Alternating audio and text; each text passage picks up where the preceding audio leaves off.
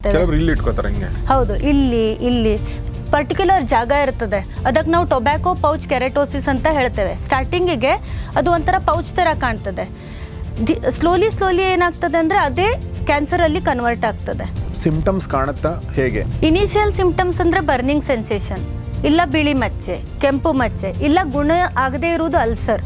ವೈಟನ್ ಮಾಡಿಸ್ಕೊಳ್ಳೋಕ್ಕೆ ಒಂದಷ್ಟು ಪೇಸ್ಟ್ಗಳು ಕೂಡ ಬಂದಿದೆ. ಇದು ಸೇಫಾ?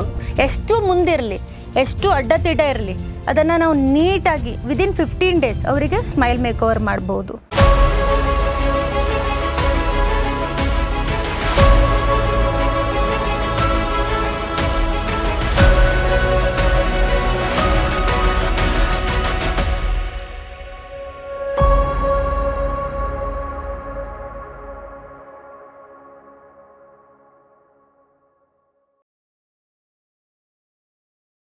ಸ್ನೇಹಿತರೆ ನಮಸ್ಕಾರ. ಗೌರಿ ಶಕ್ಕಿ ಸ್ಟುಡಿಯೋದ ವಿಶೇಷ ಕಾರ್ಯಕ್ರಮ ಫ್ಯಾಮಿಲಿ ಡಾಕ್ಟರ್, ನಿಮಗೆಲ್ಲ ಆತ್ಮೀಯ ಸ್ವಾಗತ. ನಾನು ಗೌರಿ ಶಕ್ಕಿ. ಫ್ಯಾಮಿಲಿ ಡಾಕ್ಟರ್ ಕಾರ್ಯಕ್ರಮದಲ್ಲಿ ಇವತ್ತು ನಮ್ಮ ಜೊತೆಗೆ ಓರಲ್ ಪ್ಯಾಥಾಲಜಿಸ್ಟ್ ಮತ್ತು ಇಂಪ್ಲಾಂಟಾಲಜಿಸ್ಟ್ ಆಗಿರುವಂಥ ಡಾಕ್ಟರ್ ಭಾಗ್ಯಲಕ್ಷ್ಮಿ ಫೌಜ್ದಾರ್ ಅವರಿದ್ದಾರೆ. ಇವರು KDC ಈ ಒಂದು ಹಾಸ್ಪಿಟಲ್ ಚೈನ್ನ ಡೈರೆಕ್ಟರ್ ಕೂಡ ಹೌದು, ಅಂದರೆ ಖುಷಿ ಡೆಂಟಲ್ ಕಾರ್ಪೊರೇಷನ್ನ ಡೈರೆಕ್ಟರ್ ಕೂಡ ಹೌದು. ಬನ್ನಿ ಅವ್ರನ್ನ ಸ್ವಾಗತಿಸೋಣ. Madam, welcome to the show. ನಮಸ್ತೆ. ಸೊ ನಾನು ಇವರ ಹಾಸ್ಪಿಟಲ್ಗೆ ಹೋಗಿದ್ದೆ, ಡಾಕ್ಟರ್ ಮೇಡಮ್ನ ಒಂದು ಸಲ ಭೇಟಿ ಆಗಿದ್ದೀನಿ ಇದಕ್ಕಿಂತ ಮುಂಚೆ. ಆದರೆ ಇವತ್ತು ನಾನು ಭಾಳ ಇಂಪಾರ್ಟೆಂಟ್ ಆಗಿರುವಂಥ ಮತ್ತು ಒಂದಷ್ಟು ಗಂಭೀರವಾಗಿರುವಂಥ ಪ್ರಶ್ನೆಗಳನ್ನ ತಗೊಂಡು ಪಾಡ್ಕಾಸ್ಟ್ ಮಾಡ್ತಾಯಿದ್ದೀನಿ. ಈಗ ನಾವು ಯೂಶ್ವಲಿ ನಮ್ಮ ಯುವ ಜನತೆ 18-19ರಿಂದ ಹಿಡ್ಕೊಂಡು ಒಂದು 30-35-40 ಈ ಒಂದು ಜನ ತುಂಬ ಜನ ಗುಟ್ಕಾ ತಂಬಾಕು ತಿಂತಾ ಇದ್ದಾರೆ. ಮತ್ತು ನಾನು ನನ್ನ ಫ್ಯಾಮಿಲಿನಲ್ಲೇ ಒಬ್ಬರನ್ನ ಕ್ಯಾನ್ಸರ್ ಆಗಿರೋದು ಕೂಡ ನಾನು ನೋಡಿದ್ದೀನಿ. Okay, so it's a very serious issue. ಈ ಬಗ್ಗೆ ಏನು ಹೇಳಕ್ಕೆ ಇಷ್ಟಪಡ್ತೀರಿ ನೀವು? ಇದು ಹೇಗೆ ಗೊತ್ತಾಗುತ್ತೆ? ಇದ್ರದ್ದು ಸಿಂಪ್ಟಮ್ಸ್ ಏನು? ಗುಟ್ಕಾ, ಆಮೇಲೆ ಜರ್ದ, ಆಮೇಲೆ ತಂಬಾಕು, ಎಲೆ ಅಡಿಕೆ ಇವೆಲ್ಲ ಒಂದೇ ಅಲ್ವಾ? ಗುಟ್ಕಾ, ಜರ್ದಾ, ತಂಬಾಕು? ಇಲ್ಲ sir, variants of tobacco. Okay, ತುಂಬ ಪ್ರಕಾರದ ಟೊಬ್ಯಾಕೋ ಇರ್ತದೆ. ಸ್ಮೋಕ್ ಫಾರ್ಮಲ್ಲಿ ಇರ್ತದೆ, ಸ್ಮೋಕ್ಲೆಸ್ ಫಾರ್ಮಲ್ಲಿ ಇರ್ತದೆ. ಸೊ ಇವೆಲ್ಲ ಸ್ಟಾರ್ಟಿಂಗ್ ಒಂದು ಸ್ವಲ್ಪ ಕ್ಷಣಿಕ ಸುಖ ಅಂತಾರಲ್ಲ, ಆ ಥರ ಬ್ರೈನ್ ಸ್ಟಿಮ್ಯುಲೇಟ್ ಮಾಡ್ತದೆ, ಕಾನ್ಸಂಟ್ರೇಷನ್ ಇಂಪ್ರೂವ್ ಮಾಡ್ತದೆ. ಸೊ ಇವೆಲ್ಲ ಜಾಸ್ತಿ ಹ್ಯಾಬಿಟ್ಸ್ ಇರೋದು ಡ್ರೈವರ್ಸ್ಗಳಲ್ಲಿ. ಲಾಂಗ್ ಯಾರು ವರ್ಕ್ ಮಾಡ್ತಿರ್ತಾರೆ ಅವರು ಇದನ್ನು ಜಾಸ್ತಿ ತಿಂತಾರೆ. ಬಿಕಾಸ್ ಅವರು ಕಾನ್ಸಂಟ್ರೇಷನ್ ಜಾಸ್ತಿ ಇರಲಿ, ಸ್ಟಿಮ್ಯುಲೇಷನ್, ಬ್ರೈನ್ ಫುಲ್ ಸ್ಟಿಮ್ಯುಲೇಟ್ ಮಾಡ್ತದೆ. ಬಟ್ ಇದೆಲ್ಲ ಏನಿರ್ತದೆ ಅಂದರೆ ಶಾರ್ಟ್ ಟರ್ಮ್ ಇರ್ತದೆ. ಜನರಿಗೆ ಗೊತ್ತಿರೋದಿಲ್ಲ ಇದರದ್ದು ಲಾಂಗ್ ಟರ್ಮ್ ಇಫೆಕ್ಟ್ಸ್ ಏನಿರ್ಬೋದು. ಗೊತ್ತಿದ್ರೂ ಕೆಲವೊಬ್ರು ಕಂಟಿನ್ಯೂ ಮಾಡ್ತಾರೆ. ಬಟ್ ಲಾಂಗ್ ಟರ್ಮಲ್ಲಿ ಇದು ಇವನ್ ಜೀವ ಸಹಿತಕ್ಕೆ ತೊಗೊಳ್ಳೋದು ಚಾನ್ಸ್ ಇರ್ತದೆ.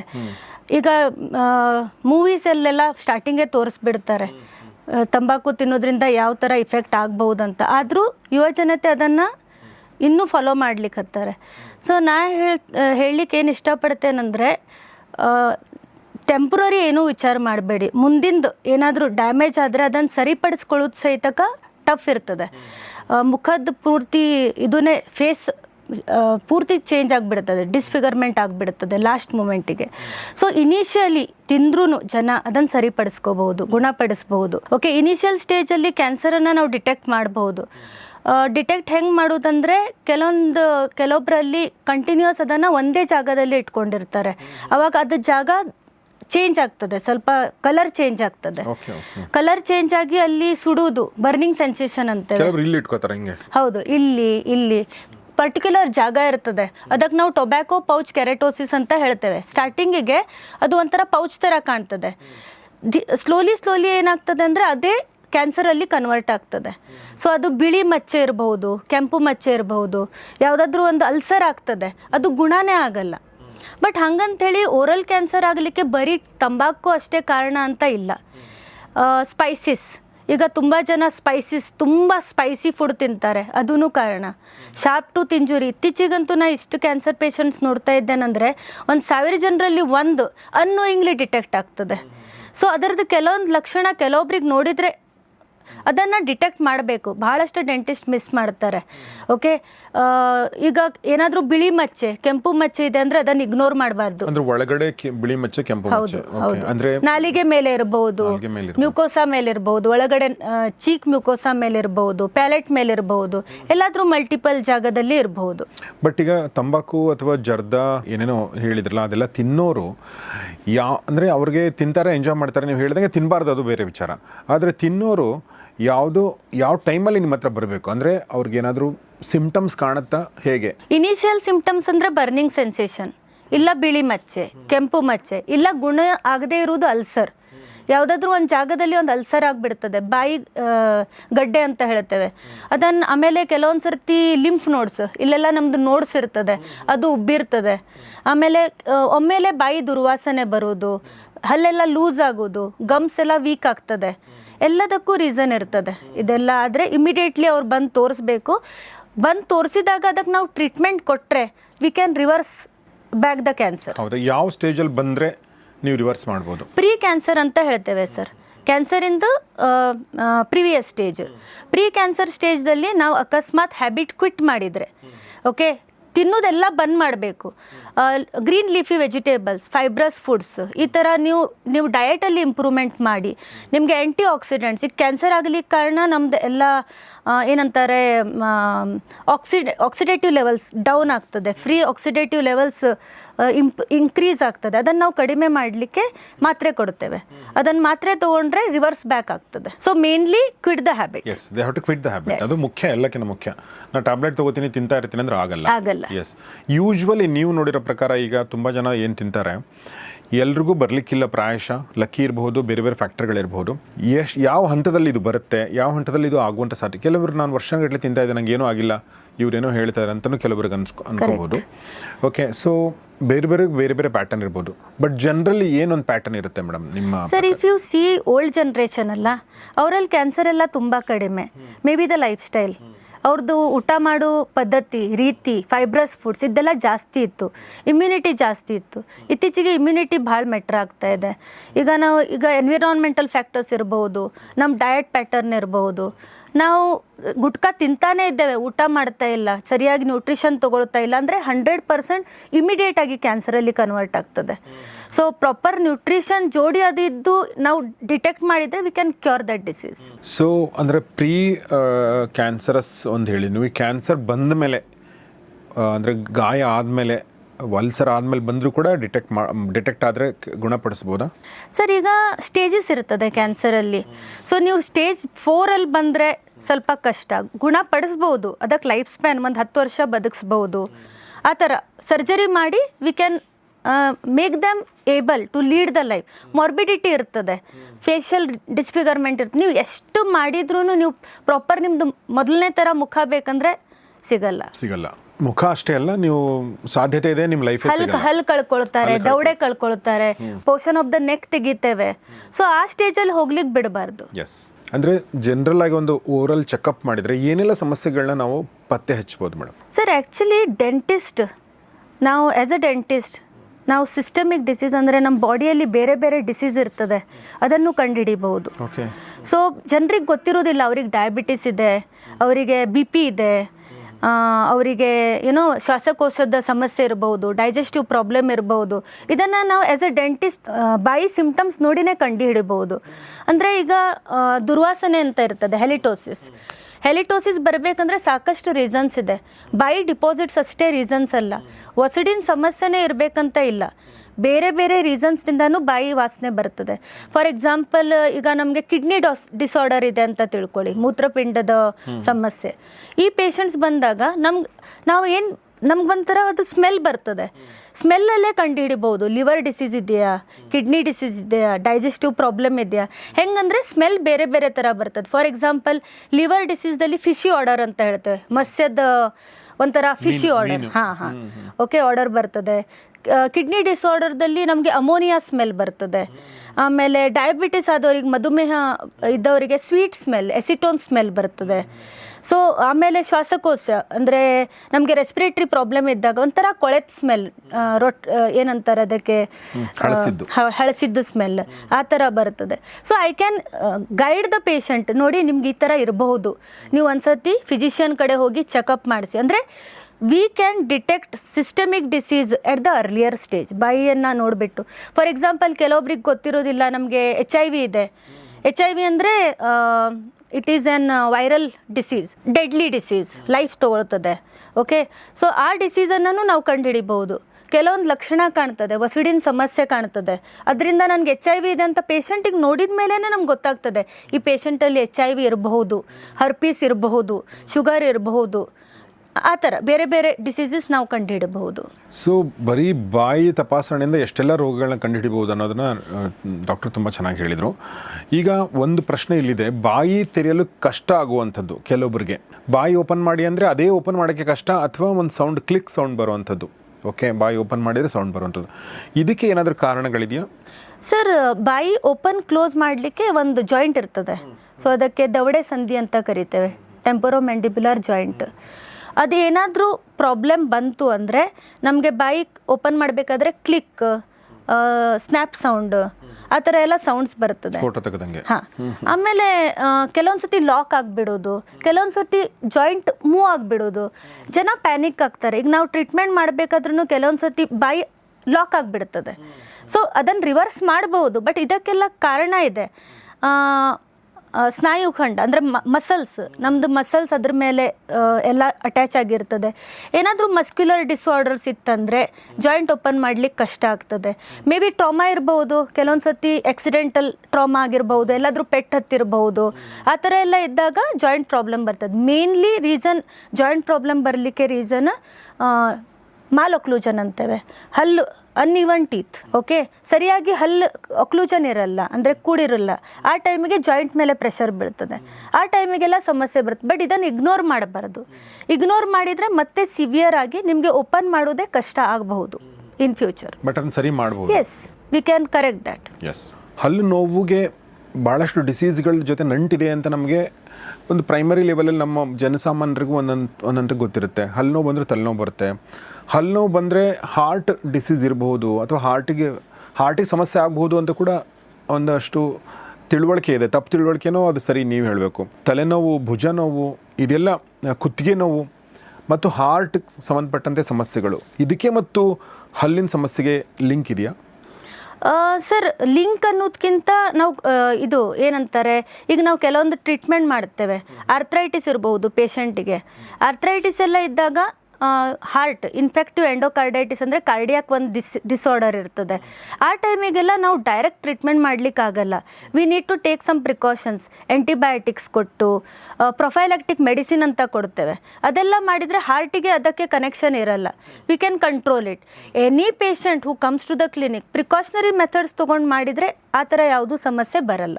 ಓಕೆ, ಅಲ್ಲ ನಾನು ಕೇಳ್ತಿರೋದು ಸಮಸ್ಯೆ ಬರಲ್ಲ, ಬಟ್ ಸಮಸ್ಯೆ ಅಂದರೆ ನಾನು ಹೇಳೋದು ಹಲ್ಲಿಂದ ಅದಕ್ಕೆ ಸಮಸ್ಯೆ ಆಗುತ್ತಾ ಅಂತ. ಹಲ್ಲು ನೋವು ಕಾನ್ಸ್ಟೆಂಟ್ ಆಗಿ ಹಲ್ಲು ನೋವು ಏನು ಬರ್ತಾ ಇರುತ್ತೆ, ಅದರಿಂದ ಹಾರ್ಟ್ ಮೇಲೂ ಹಾರ್ಟಿಗೆ ಸಮಸ್ಯೆ ಆಗುತ್ತಾ? ಆ ಥರ ಏನಿಲ್ಲ. ಬಟ್ ಹಾರ್ಟ್ ಸಮಸ್ಯೆ ಇರೋದ್ರಿಂದ ಲೆಫ್ಟ್ ಭುಜದಲ್ಲಿ ಪೇನ್ ಬರೋದು, ಲೆಫ್ಟ್ ದವಡೆಯಲ್ಲಿ ಪೇನ್ ಬರೋದು. ಸೊ ಹಾರ್ಟ್ ಡಿಸಾರ್ಡರ್, ಹಲ್ಲು ಲೆಫ್ಟ್ ಸೈಡ್ ಕಾನ್ಸ್ಟೆಂಟ್ ಬಂದಾಗ ನಾವು ಹಾರ್ಟ್ ಪ್ರಾಬ್ಲಮ್ ಕಂಡು ಹಿಡಿಬಹುದು. ತಲೆನೋವು ಬರುತ್ತಲ್ಲ, ಅದಕ್ಕೂ ಏನಾದರೂ ಕಾರಣ ಇದೆಯಾ? ಸರಿ, ಇರ್ತದೆ. ಎಲ್ಲ ಮಸಲ್ ರಿಲೇಟೆಡ್ ಇರ್ತದೆ. ಓಕೆ, ಈಗ ಫಾರ್ ಎಕ್ಸಾಂಪಲ್ ಹಲ್ ಕಿತ್ತೇವೆ, ಮಸಲ್ಸ್ ಎಲ್ಲ ಒಂದಕ್ಕೊಂದು ಕೋರಿಲೇಷನ್ ಇರ್ತದೆ. ಆಗ ಕೆಲವೊಂದು ಟೈಮಿಗೆ ತಲೆನೋವು ಬರೋದು, ಆ ಥರ ಎಲ್ಲ common. But that can be tackled. Yes. ಇನ್ನು ಕೊನೆಯ ಪ್ರಶ್ನೆ, ಆಲ್ಮೋಸ್ಟ್ ಕೊನೆಯ ಪ್ರಶ್ನೆ.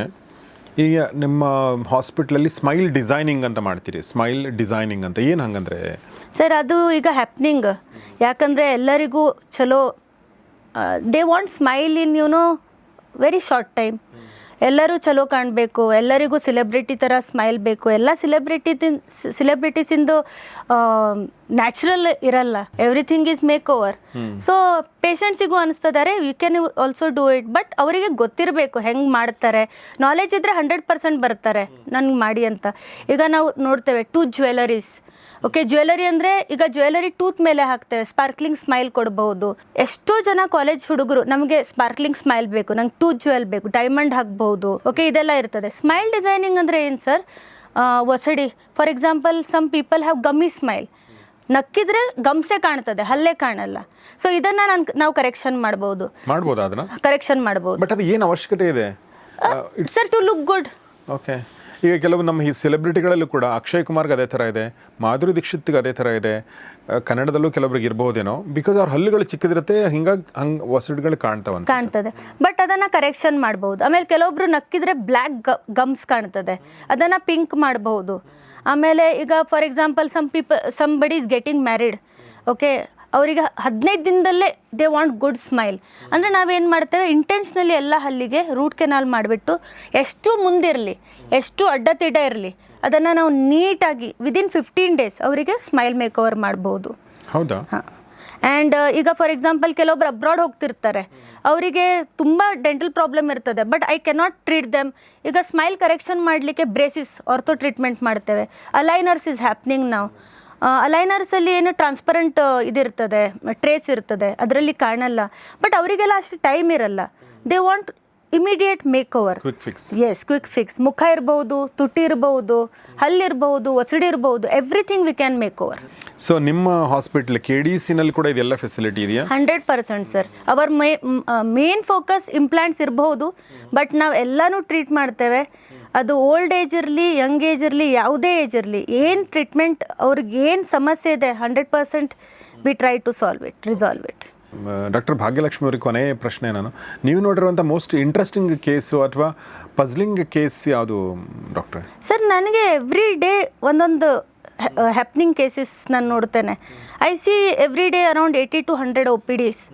ಓಕೆ, ಎವ್ರಿ ಕೇಸಲ್ಲಿ ಒನ್ ಆರ್ ನನಗೆ ಈಗ for example last week I got a case. ಹುಡುಗಿ ಬಂದಿದ್ದು, ಅವಳದು ಏಜ್ 8 years ಇತ್ತು. 8 years. ಓಕೆ, ಬಂದಿದ್ದು ಸ್ವೆಲ್ಲಿಂಗ್ ಅಂತ ನೋಡಿದರೆ when I took the xray it was like huge cyst. Okay, ಅಲ್ಲಿ ಒಂದು ಟೂತ್ ಸಿಕ್ಕಾಕೊಂಡಿತ್ತು. ಆ ಟೂತನ್ನು ನಾವು ಸೇವ್ ಮಾಡಿದ್ದೇವೆ. We didn't want to remove that tooth because of the young age. So ನಮ್ಗೆ ಇಂಥ ಇಂಟ್ರೆಸ್ಟಿಂಗ್ ಕೇಸಸ್ ಎವ್ರಿ ಡೇ ನನಗೆ ಕ್ಯಾನ್ಸರ್ ಪೇಷಂಟ್ಸ್ ಎಲ್ಲ ನೋಡಿದರೆ ಬೇಜಾರಾಗ್ತದೆ, ಬಟ್ ನಾವು ಎವ್ರಿ ಡೇ ಹೊಸ ಕೇಸಸ್. ಸೊ ಅದಕ್ಕೆ ಡಾಕ್ಟರ್ಗಳಿಗೆ ಎಕ್ಸ್ಪೀರಿಯನ್ಸ್ ಎಷ್ಟು ಮುಖ್ಯ ಅನ್ನೋದು ಕರೆಕ್ಟ್ ಸರ್, ಕರೆಕ್ಟ್. ನೀವು ಜಾಸ್ತಿ ನೋಡ್ತಾ ಜಾಸ್ತಿ ನಿಮಗೆ you will understand more you know. ಈಗ ಫೈನಲ್ ಆಗಿ ಒಂದು 3 ಸಜೆಷನ್ಸ್ ಕೊಡಿ ನಮ್ಮ ನೋಡುಗರಿಗೆ.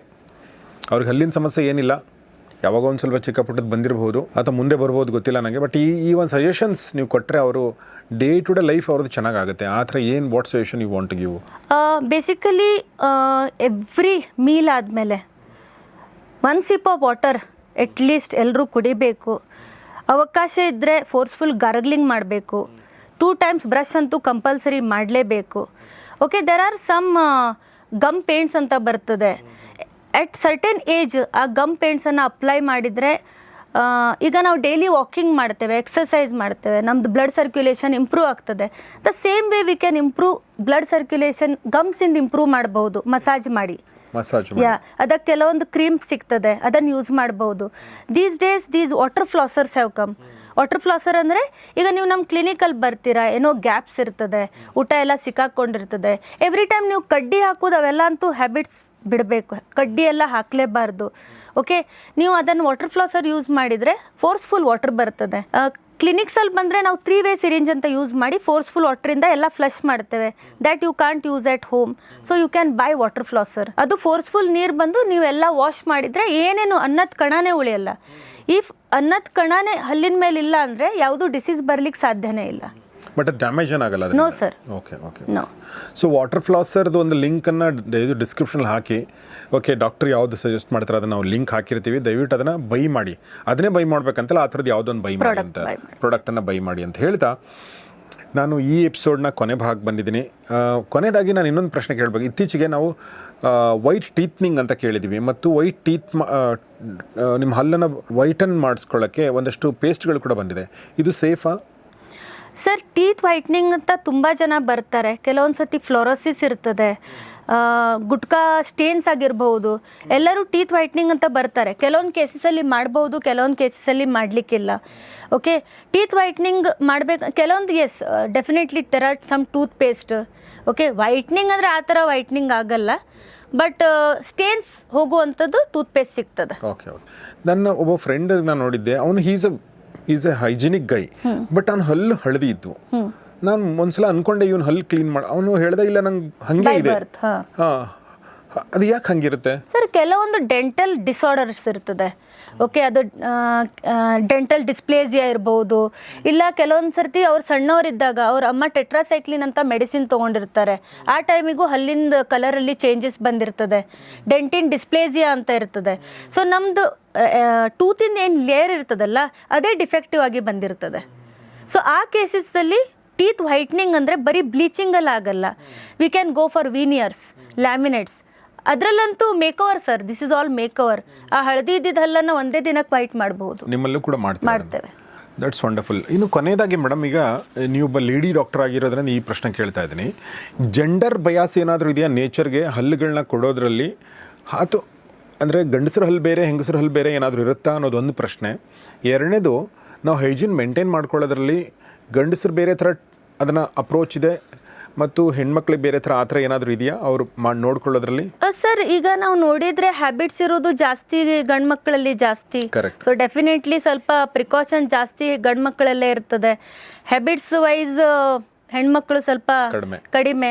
ಬಟ್ ನೀವು ಪ್ರಿಕಾಷನ್ಸ್ ತಗೊಳ್ಳೋದೆಲ್ಲ ಇಬ್ರು ಸೇಮೆ, ಅದರಲ್ಲಿ ಏನು ವ್ಯತ್ಯಾಸ ಇರಲ್ಲ. ಆಮೇಲೆ ನೀವು ಸೈಜ್ ಟೀತ್ ಬಗ್ಗೆ ಕೇಳ್ತಾ ಇದ್ದೀರಿ, ಸೈಜ್ ವೇರಿಯೇಷನ್ ಇರ್ತದೆ, ಶೇಪ್ ವೇರಿಯೇಷನ್ ಇರ್ತದೆ, ಜಾ ಸೈಜ್ ವೇರಿಯೇಷನ್ ಇರ್ತದೆ. ಮತ್ತು ರೋಗಗಳು ಬರುವಂಥದ್ದು ಹೆಣ್ಮಕ್ಳಿಗೆ ಕೆಲವೊಂದು ರೋಗಗಳು ಜಾಸ್ತಿ ಬರ್ತವೆ, ಗಂಡಸರಿಗೆ ಕೆಲವೊಂದು ರೋಗಗಳು ಜಾಸ್ತಿ ಬರ್ತಾವಲ್ವ, ಆ ಥರದ್ದು ಏನಾದರೂ ಇದೆ ಸರ್. ಹೆಣ್ಮಕ್ಳಲ್ಲಿ ಜನರಲಿ ಎನಿಮಿಯಾ ಅಂತ ಜಾಸ್ತಿ ಇರ್ತದೆ. ಇಂಡಿಯನ್ ಪಾಪ್ಯುಲೇಷನ್ದಲ್ಲಿ ಅದೇ ಸರ್, ಎನಿಮಿಯಾ ಆದಾಗ ನಮ್ಮ ಡೆಂಟಲ್ ಪ್ರಾಬ್ಲಮ್ಸು ಬರ್ತದೆ. ನಮ್ಮ ಇದರಲ್ಲಿ ಮ್ಯೂಕೋಸಾದಲ್ಲಿ ಪ್ರಾಬ್ಲಮ್, ಬರ್ನಿಂಗ್ ಸೆನ್ಸೇಷನ್ ಜಾಸ್ತಿ ಹೆಣ್ಮಕ್ಳಲ್ಲಿ ಕಾಣ್ತದೆ. ಆಮೇಲೆ ಸ್ಟ್ರೆಸ್ ಲೆವೆಲ್ ಮೇಲ್ಸಿಗೂ ಇರ್ಬೋದು, ಹೆಣ್ಮಕ್ಳಲ್ಲೂ ಇರ್ಬೋದು. ಸ್ಟ್ರೆಸ್ ಲೆವೆಲ್ ಎಲ್ಲ ಜಾಸ್ತಿ ಇದ್ದಾಗ ಏನಾಗ್ತದೆ ಅಂದರೆ ಕ್ಲೆಂಚಿಂಗ್ ಹ್ಯಾಬಿಟ್ಸ್, ಓಕೆ, ಆಮೇಲೆ ಹಾರ್ಮೋನಲ್ ವೇರಿಯೇಷನ್, ಇದೆಲ್ಲ ಆದಾಗ ಡೆಂಟಲ್ ಪ್ರಾಬ್ಲಮ್ಸ್ ಡೆಫಿನೆಟ್ಲಿ ಇರ್ತದೆ. ಟೂತ್ ಅಟ್ರೀಡ್ ಆಗೋದು, ಕ್ಲೆಂಚ್ ಎಲ್ಲ ಮಾಡಿದಾಗ ಟೀತ್ ಎಲ್ಲ ಗ್ರೈಂಡ್ ಆಗಿ ಹೋಗ್ತದೆ. ಕ್ಲೆಂಚ್ ಅಂದ್ರೆ ಹಲ್ಲು ಬಿಗಿ ಇಡೋದು.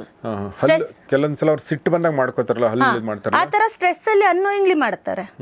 ಸೊ ಆ ಟೈಮಲ್ಲಿ ಇದ್ದಾಗ ಸೆನ್ಸಿಟಿವಿಟಿ ಜಾಸ್ತಿ ಆಗೋದು, ಜುಮ್ ಆಗೋದು, ಊಟ ಮಾಡ್ಲಿಕ್ಕೆ ಆಗದೆ ಇರೋದು, ಆ ಥರ ಎಲ್ಲ ಸಮಸ್ಯೆ ಬರ್ತದೆ. ಅದಕ್ಕೂ ಸೊಲ್ಯೂಷನ್ಸ್ ಇದೆ. ಓಕೆ, ನೈಟ್ ಗಾರ್ಡ್ ಅಂತ ಬರ್ತದೆ. ಬಟ್ ಸ್ಟ್ರೆಸ್ಸನ್ನು ವಿ ಹ್ಯಾವ್ ಟು ರೆಡ್ಯೂಸ್.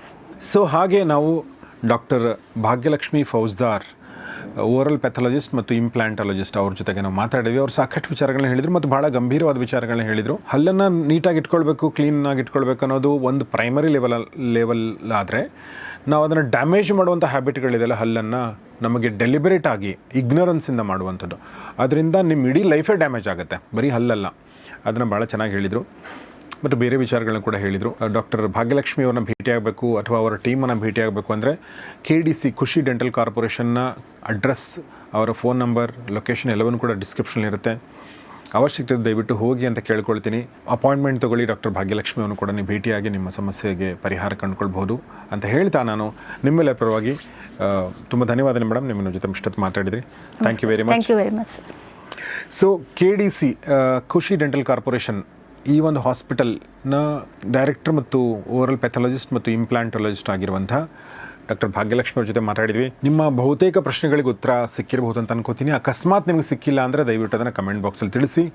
ಈ ಪ್ರಶ್ನೆ ಇತ್ತು, ನಮಗೆ ಈ ಸಮಸ್ಯೆ ಇದೆ ಅಂತ ಆ ಒಂದು ಪ್ರಶ್ನೆನ ನಾನು ಮುಂದಿನ ಸೆಷನಲ್ಲಿ ಖಂಡಿತ ಕೇಳ್ತೀನಿ ಅಂತ ಹೇಳ್ತಾ ಈ ಎಪಿಸೋಡ್ ಮುಗಿಸ್ತಾ ಇದ್ದೀನಿ. ನಿಮ್ಮಲ್ಲಿ ರಿಕ್ವೆಸ್ಟ್ ಏನಂದರೆ ದಯವಿಟ್ಟು ಈ ವಿಡಿಯೋನ ನಿಮ್ಮ ಎಲ್ಲ ಸ್ನೇಹಿತರೊಂದಿಗೆ ಶೇರ್ ಮಾಡಿ. ಯಾಕೆಂದರೆ ನಾನು ಇದಕ್ಕಿಂತ ಮುಂಚಿನ ಎಪಿಸೋಡಲ್ಲಿ ಹೇಳಿದೆ, ಇದ್ದಾಗ ನಮಗದರ ಮಹತ್ವ ಗೊತ್ತಾಗಲ್ಲ, ಹೋದಾಗ ನಮಗೆ ಗೊತ್ತಾಗುತ್ತೆ. ಹೀಗಾಗಿ ಹೋಗುವಂಥ ಸಂದರ್ಭನ, ಹಲ್ಲನ್ನು ಹೋಗುವಂಥ ಸಂದರ್ಭನ ದಯವಿಟ್ಟು ತಂದುಕೊಳ್ಬೇಡಿ.